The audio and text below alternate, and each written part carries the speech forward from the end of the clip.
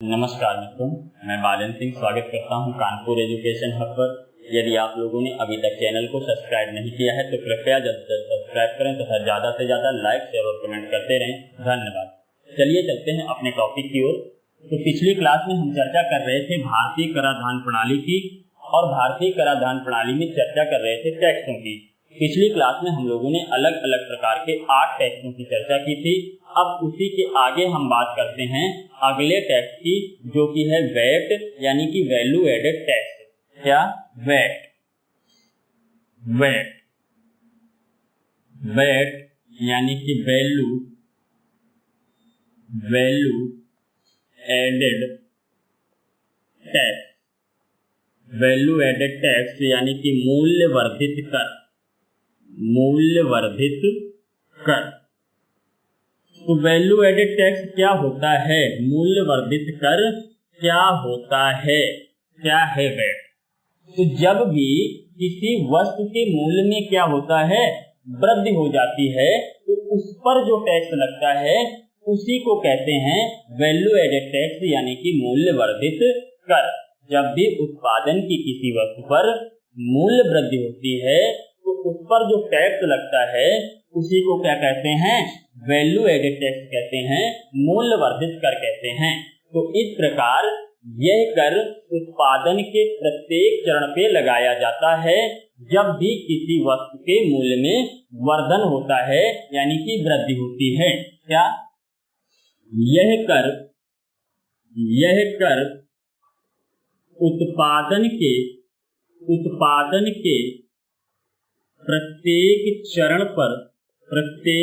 चरण पर लगाया जाता है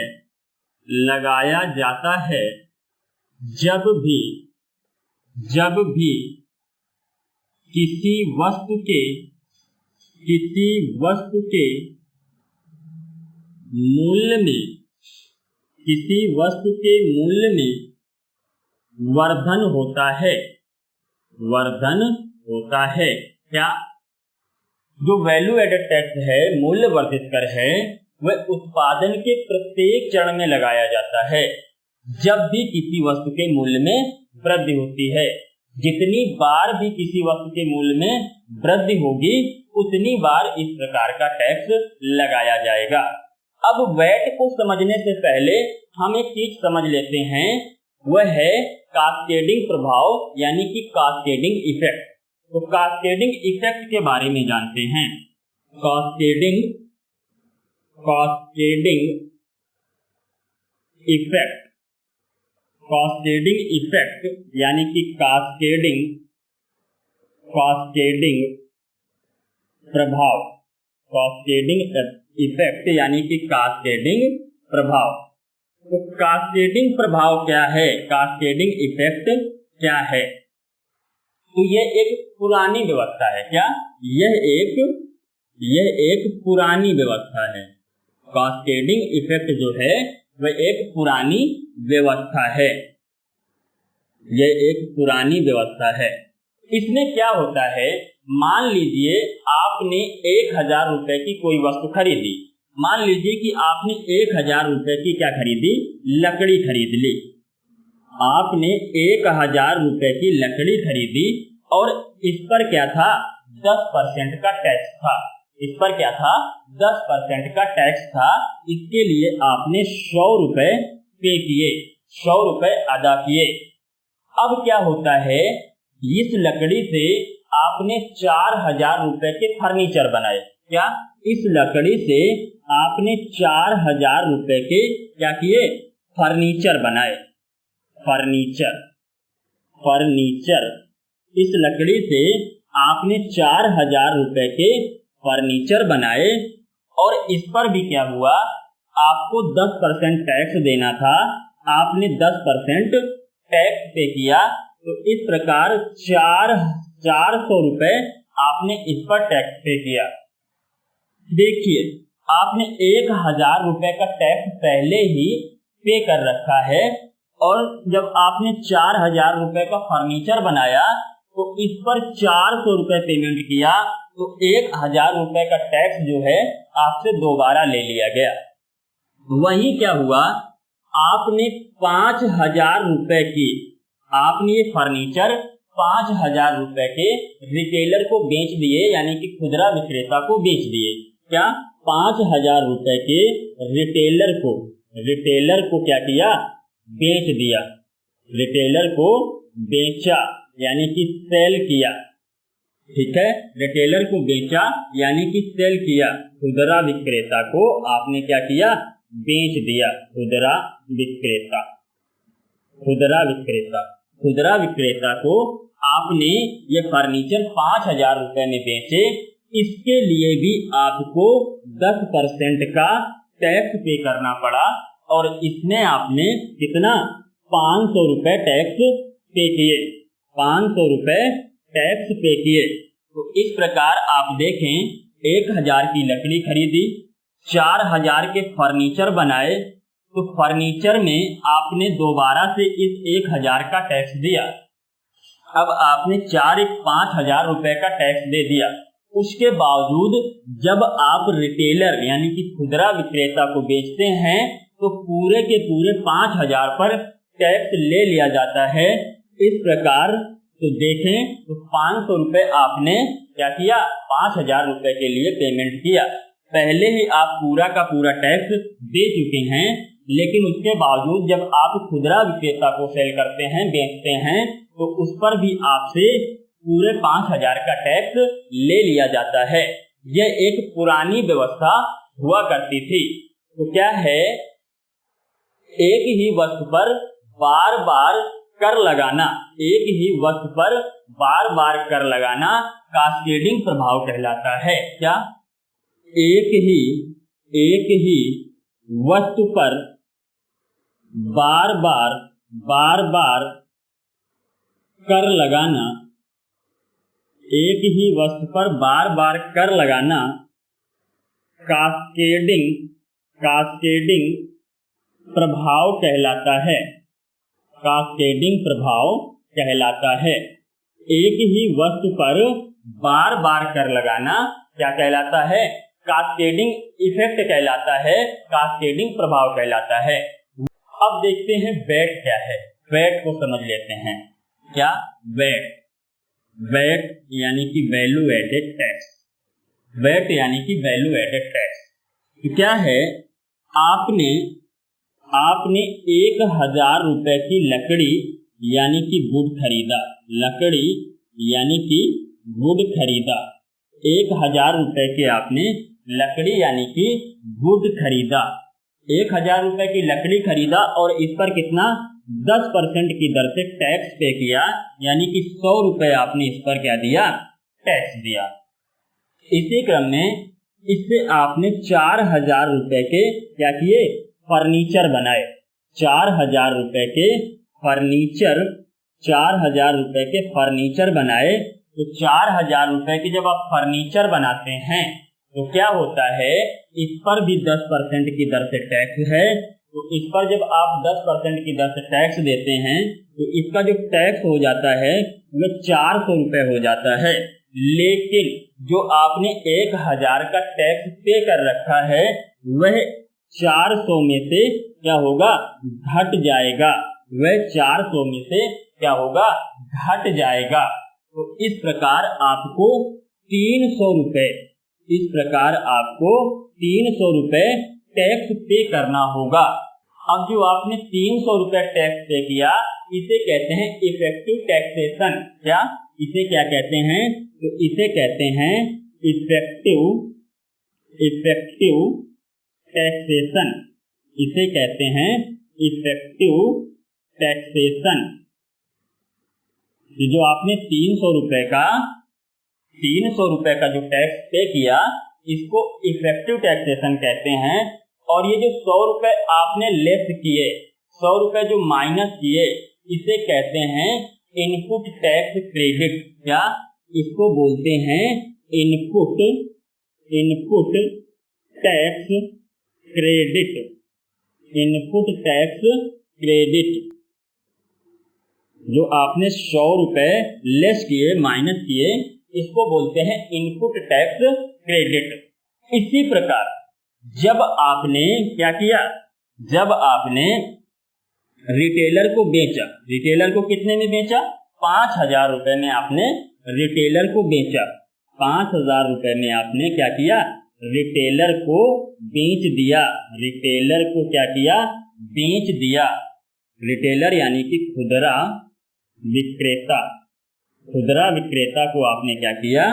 5,000 रुपए में बेच दिया, यानी कि सेल कर दिया, सेल कर दिया। तो इस पर क्या था? इस पर भी 10% का टैक्स था, तो इस पर 10% का टैक्स था, तो इस प्रकार इस पे टैक्स कितना हो जाएगा? 500 हो जाएगा। लेकिन आपने 100 रुपए ये और 300 रुपए ये पहले पे कर रखे हैं, यानी कि पहले ही आप अदा कर चुके हैं, तो ये 400 रुपए क्या होंगे? इसमें घट जाएंगे। ये 400 रुपए इसमें क्या होंगे? घट जाएंगे। इस प्रकार आपको 100 रुपए ही टैक्स पे करना पड़ेगा। तो क्या है? वैट क्या है? 1,000 की आपने लकड़ी खरीदी, इस पर 10% टैक्स था, आपने 100 रुपए टैक्स पे किया। 4,000 रुपए के फर्नीचर बनाए, इस पर भी 10% टैक्स था। 10% जो टैक्स था वो 4,000 रुपए हुआ, लेकिन आपने 1,000 रुपए का टैक्स पहले ही पे कर रखा है, तो वह 1,000 का टैक्स इसमें से घट जाएगा। तो इस प्रकार जो टैक्स पे करना पड़ेगा वह 300 रुपए टैक्स पे करना पड़ेगा। इसे कहते हैं इफेक्टिव टैक्सेशन। और ये जो 100 रुपए से माइनस हुआ, इसे कहते हैं इनपुट टैक्स क्रेडिट। इसी प्रकार क्या हुआ? जब आपने 5,000 रुपए का रिटेलर को बेचा, तो इस पर भी 10% टैक्स था, तो इस प्रकार 500 रुपए हुआ। तो आपने 4,000 और 1,000 का टैक्स 100 रुपए और 300 रुपए पे कर रखा है, तो 100 और 300 ये 400 हुए। 400 रुपए इसमें से घट जाएंगे। इस प्रकार आपको लास्ट में 100 रुपए टैक्स पे करना पड़ेगा। तो ये जो आपका 100 रुपए है, यही है इफेक्टिव टैक्सेशन। और ये जो 400 रुपए है वह है input tax credit. Input tax credit, input tax credit. तो यदि देखा जाए तो आपने कास्केडिंग इफेक्ट में कितना पैसा पे किया? तो कास्केडिंग इफेक्ट यानी कि कास्केडिंग प्रभाव जो है तो 100, 400, 500 और 5,500, 1,000। कास्केडिंग इफेक्ट में टोटल टैक्स आपने 1,000 रुपए का पेमेंट किया। लेकिन वैट में देखिए 100, 300 यानी कि 400, 400 और 500, यानी कि 500 रुपए आपने क्या किया? वैट के माध्यम से टैक्स पे किया। तो इस प्रकार देखिए, जो पुरानी व्यवस्था थी तो लगभग 2 गुना टैक्स ले लिया जाता था। लेकिन वैट में क्या है? वैट में जिसमें एक बार टैक्स ले लिया जाता है उस पर टैक्स नहीं लिया जाता है। जो भी मूल्य वृद्धि हुई, जितना मूल्य बढ़ा, उस पर टैक्स लिया जाता है। जैसे 1,000 रुपए की आपने कोई वस्तु खरीदी थी, तो 1,000 रुपए पर अब टैक्स नहीं लिया गया। 3,000 रुपए इसके मूल्य में वृद्धि हुई थी, उसी 3,000 रुपए पर क्या किया गया? टैक्स लिया गया। इसी प्रकार अब 4,000 का आपने टैक्स पे कर दिया और इसके मूल्य में कितनी वृद्धि हुई? तो 1,000 की वृद्धि हुई। तो इस प्रकार 1,000 रुपए इस पर टैक्स लिया गया। तो वस्तु के मूल्य में जितनी वृद्धि होती है उस पर जो टैक्स लिया जाता है उसी को कहते हैं वैल्यू एडेड टैक्स। अब आगे बात करते हैं वैट से संबंधित कुछ महत्वपूर्ण तथ्यों की। वैट से संबंधित कुछ महत्वपूर्ण तथ्य। वैट से संबंधित कुछ महत्वपूर्ण तथ्य कौन कौन से हैं? तो जैसे वैट की शुरुआत कब की गई? तो वैट की शुरुआत 1954 ईस्वी को फ्रांस के द्वारा की गई थी। क्या वैट की शुरुआत कब की गई? तो वैट की शुरुआत 1954 ईस्वी में 1954 ईस्वी में फ्रांस के द्वारा की गई थी। वैट की शुरुआत कब की गई? तो वैट की शुरुआत 1954 ईस्वी में फ्रांस के द्वारा की गई थी और भारत में ये सर्वप्रथम केरल में 1969-70 में प्रायोगिक स्तर पर लगाया गया था। क्या? दूसरा, भारत में यह सर्वप्रथम 1969-70 में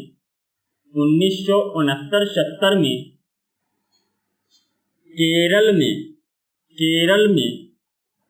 प्रायोगिक स्तर पर लगाया गया था।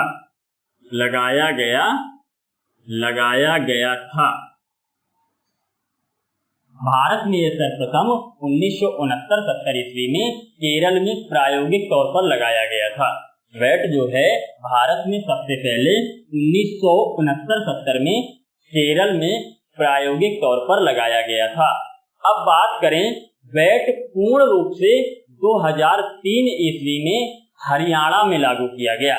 भारत में जो पूर्ण रूप से वैट लागू किया गया वह 2003 ईस्वी को हरियाणा में लागू किया गया। क्या? 3, यह पूर्ण रूप से 2003 ईस्वी में हरियाणा में लागू किया गया। वैट पूर्ण रूप से 2003 ईस्वी में हरियाणा में लागू किया गया था। उत्तर प्रदेश अंतिम राज्य है जहां पर वर्ष 2008 में वैट लागू किया गया था। क्या? चौथा, उत्तर प्रदेश वह अंतिम राज्य है जहां पर वर्ष 2008 में वैट लागू किया गया था।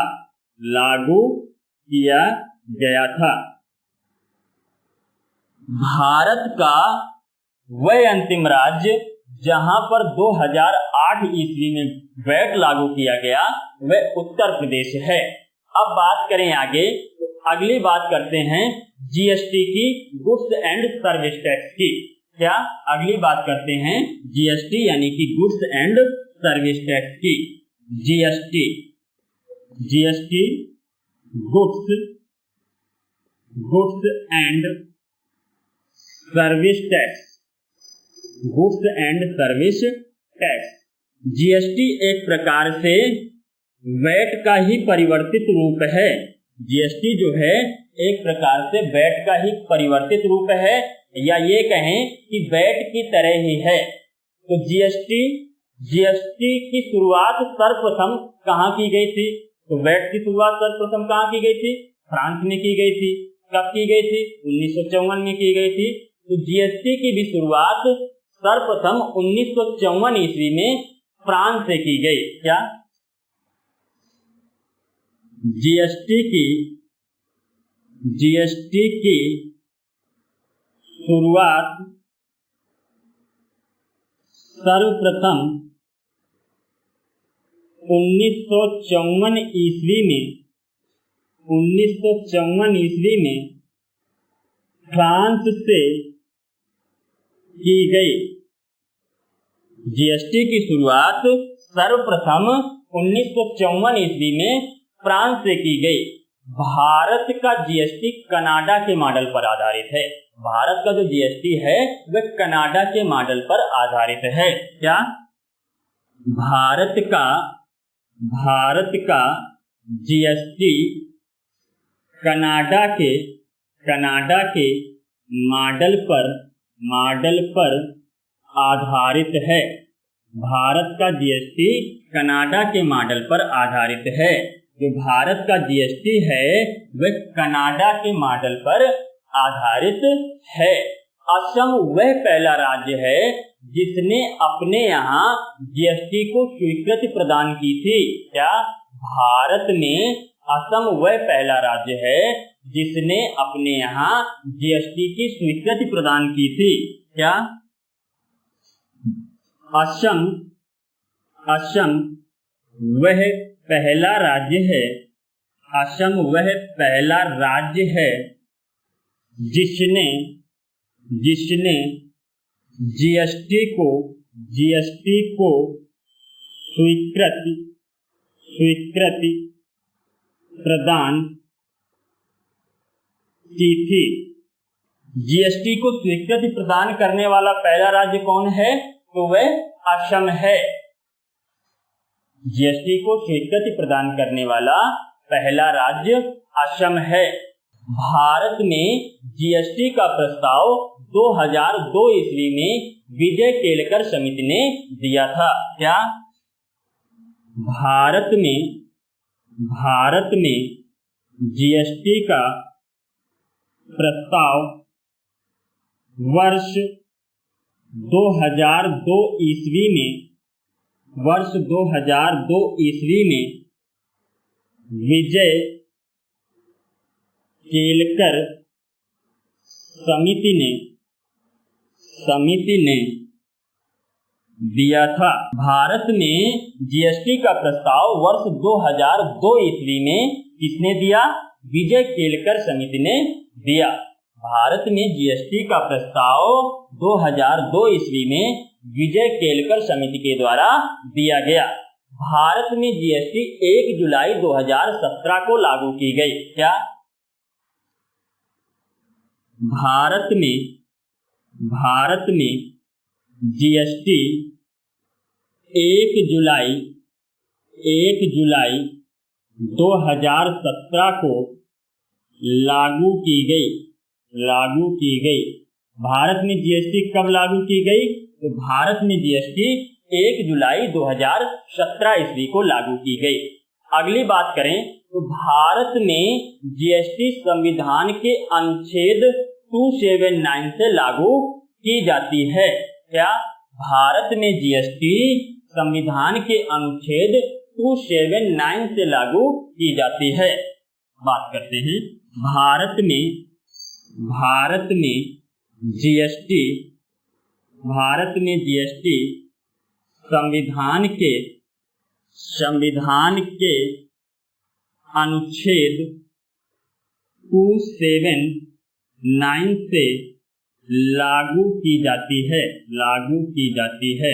भारत में जीएसटी संविधान के किस अनुच्छेद से लागू की जाती है? तो भारत में जीएसटी संविधान के अनुच्छेद 279 से लागू की जाती है। आर्टिकल 279 से लागू की जाती है। अब बात करते हैं, अब अगली बात करें तो दिसंबर 2016 ईस्वी को प्रणब मुखर्जी द्वारा जीएसटी परिषद का गठन किया गया। क्या? दिसंबर 2016 ईस्वी को राष्ट्रपति प्रणब मुखर्जी द्वारा जीएसटी परिषद का गठन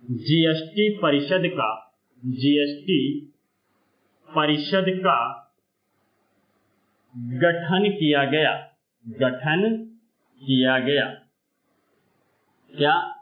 दिसंबर 2016 ईस्वी को राष्ट्रपति प्रणब मुखर्जी द्वारा जीएसटी परिषद का गठन किया गया। और जीएसटी परिषद का अध्यक्ष कौन होता है? तो जीएसटी परिषद का अध्यक्ष वित्त मंत्री होता है। क्या? जीएसटी परिषद का अध्यक्ष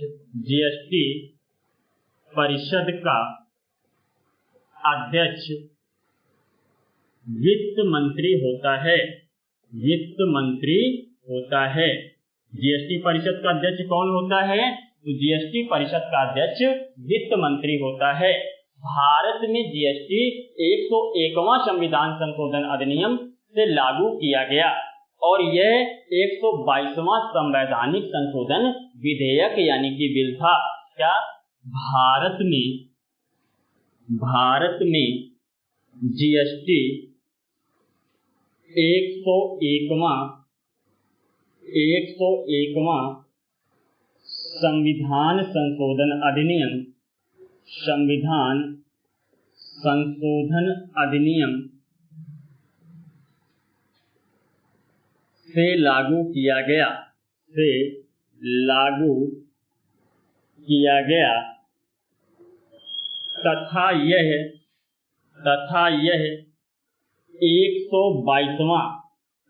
यह 122वां संवैधानिक संशोधन विधेयक यानी कि बिल था। तथा यह 122वां संवैधानिक संशोधन विधेयक यानी कि बिल था। क्या भारत में जीएसटी 101वां संविधान संशोधन अधिनियम से लागू किया गया और यह 122वां संवैधानिक संशोधन विधेयक यानी कि बिल था। कोई भी विधेयक बिल तब तक कहलाता है जब तक कि संसद उसे पारित नहीं कर देती है। जब संसद उसे पारित कर देती है तो वह अधिनियम बन जाता है। वह क्या बन जाता है? अधिनियम बन जाता है, एक्ट बन जाता है। अगली बात करते हैं।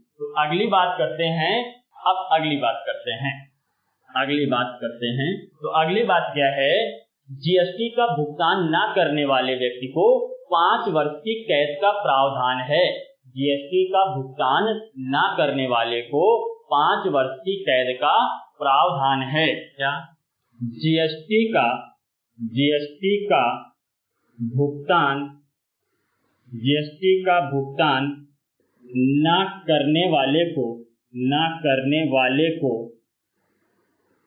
5 वर्ष की कैद का प्रावधान है।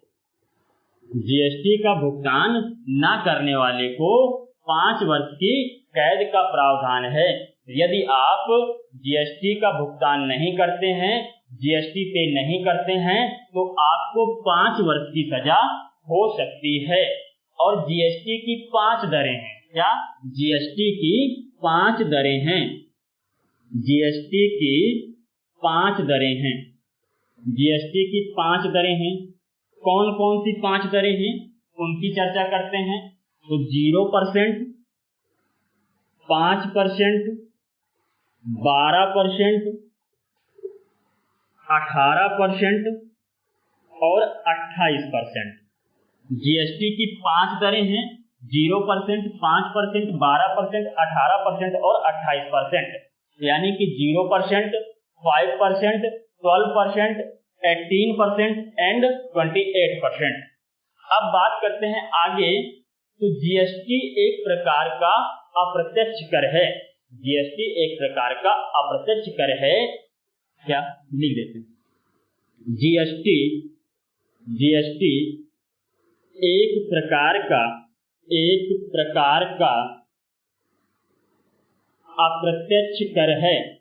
अप्रत्यक्ष कर है। मैंने पहले भी बताया था जो वस्तुओं पर लगने वाला कर होता है वह क्या होता है?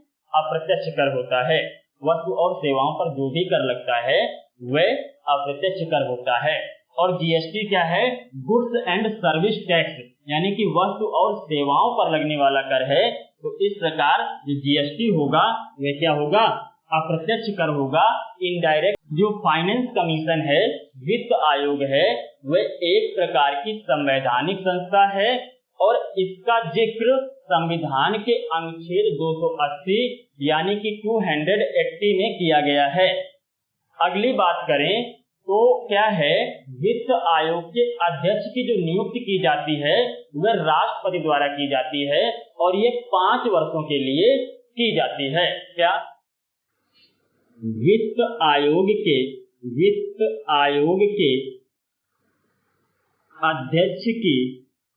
अध्यक्ष की नियुक्ति राष्ट्रपति 5 वर्षों के लिए करता है। क्या? वित्त आयोग के अध्यक्ष की नियुक्ति 5 वर्षों के लिए कौन करता है? राष्ट्रपति करता है। तो वित्त आयोग के अध्यक्ष की नियुक्ति किसके द्वारा की जाती है? तो वित्त आयोग के अध्यक्ष की नियुक्ति राष्ट्रपति द्वारा की जाती है और ये 5 वर्षों के लिए की जाती है। अब अगली बात करें तो जान लेते हैं वित्त आयोगों के बारे में। तो सबसे पहले बात करते हैं प्रथम वित्त आयोग की। प्रथम वित्त आयोग, कुछ मेन वित्त आयोगों की चर्चा कर लेते हैं। प्रथम वित्त आयोग, प्रथम वित्त आयोग, तो प्रथम वित्त आयोग कब से कब तक रहा? तो प्रथम वित्त आयोग 1952 से 1957 के मध्य चला। क्या? प्रथम वित्त आयोग 1952 से 1957 के मध्य रहा। प्रथम वित्त आयोग 1952 से 1957 के मध्य रहा और इसके जो अध्यक्ष हुए वह केसी नियोगी हुए। इसके अध्यक्ष कौन हो जाएंगे? तो इसके अध्यक्ष हो जाते हैं, इसके अध्यक्ष हो जाते हैं केसी नियोगी। कौन? केसी नियोगी। केसी नियोगी इसके अध्यक्ष हो जाते हैं। क्या? प्रथम वित्त आयोग कब से कब तक चला? तो प्रथम वित्त आयोग 1952 से 1957 के मध्य रहा और इसके अध्यक्ष केसी नियोगी हुए। अब बात करते हैं 13th वित्त आयोग यानी कि 13वें वित्त आयोग की। क्या? 13th वित्त आयोग,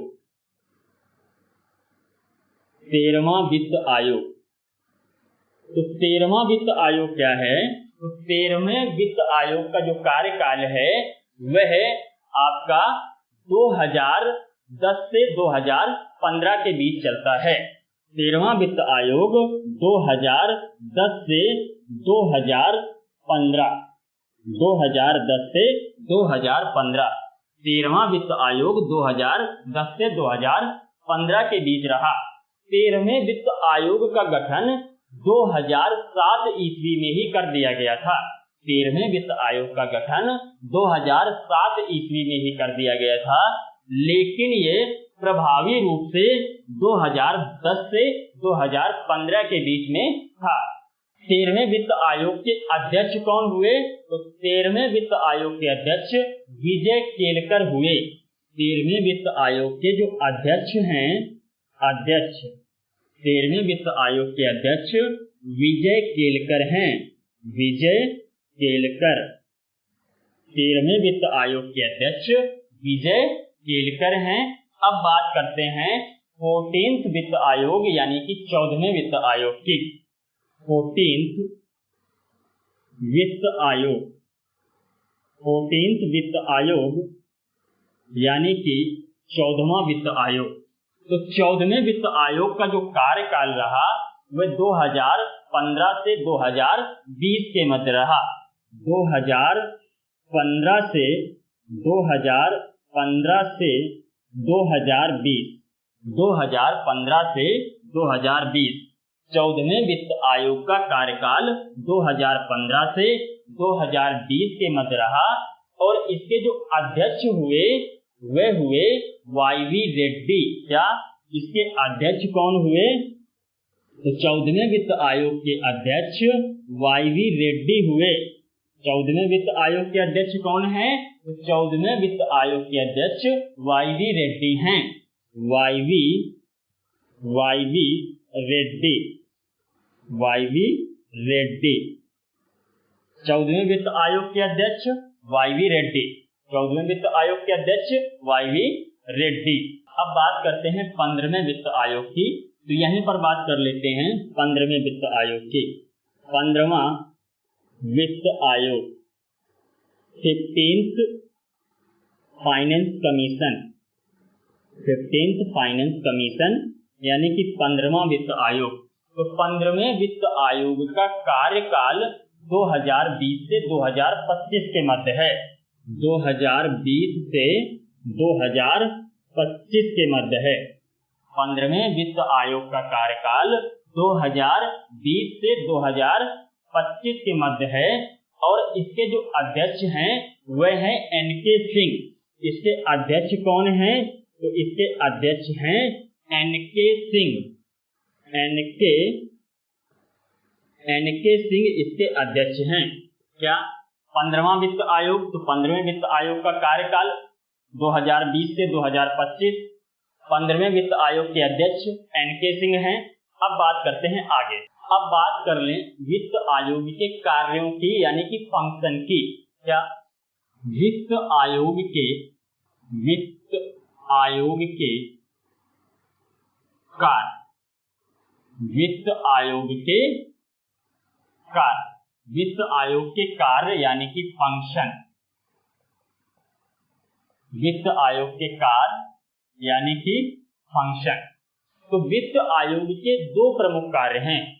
पहला, ये केंद्र तथा राज्य के बीच करों का बंटवारा करता है। कौन? वित्त आयोग केंद्र तथा राज्य के बीच करों का बंटवारा करता है। और दूसरा जो वित्त आयोग है वह केंद्र तथा राज्य के बीच संबंधों को मजबूती प्रदान करता है। तो पहला कार्य क्या है? पहला कार्य है यह केंद्र तथा राज्य के बीच, यह केंद्र तथा राज्य के बीच करों का बंटवारा करता है। बंटवारा करता है। यह केंद्र तथा राज्य के बीच करों का बंटवारा करता है। जो वित्त आयोग है, वित्त आयोग केंद्र और राज्य के बीच करों का बंटवारा करता है, यानी कि टैक्स का बंटवारा करता है। अब दूसरी बात करें तो दूसरा मुख्य कार्य क्या है इसका? दूसरा मुख्य कार्य है यह केंद्र तथा राज्य के बीच संबंधों को मजबूती प्रदान करता है। क्या? यह केंद्र तथा राज्य के बीच संबंधों को मजबूती प्रदान करता है। मजबूती प्रदान करता है। जो वित्त आयोग है, फाइनेंस कमीशन है, फाइनेंस कमीशन के दो मुख्य कार्य हैं। पहला, केंद्र तथा राज्य के बीच करों का बंटवारा करना, और दूसरा, केंद्र और राज्य के बीच संबंधों को मजबूती प्रदान करना। तो चलिए आज की क्लास हम लोग यहीं पर समाप्त करते हैं। फिर मिलेंगे अगली क्लास में। तब तक के लिए नमस्कार, धन्यवाद, बाय बाय।